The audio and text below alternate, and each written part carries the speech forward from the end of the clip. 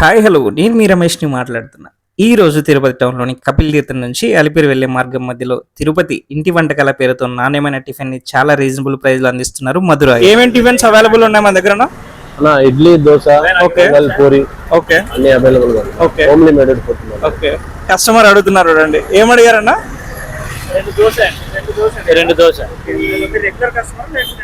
లేదండి, టూరిస్ట్ గా వచ్చాం, ఇక్కడ బాగుంటది అని చెప్పారు, అందుకే వచ్చాం.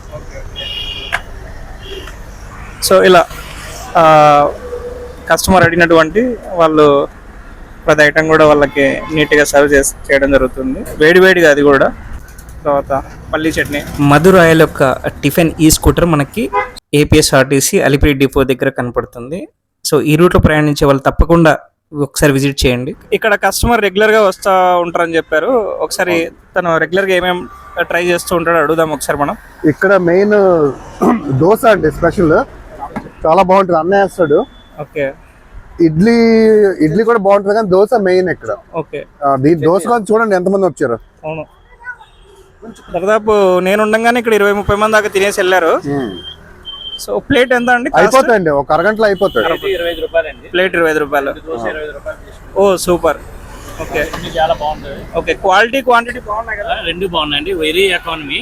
25 రూపీస్ కి 2 దోశ, చట్నీ, సాంబార్, కారం ఇవ్వడం అంటే ఈ రోజుల్లో చాలా కష్టం. చెప్పండి అన్న, మీ రివ్యూ చెప్పండి ఒకసారి ఫుడ్ గురించి.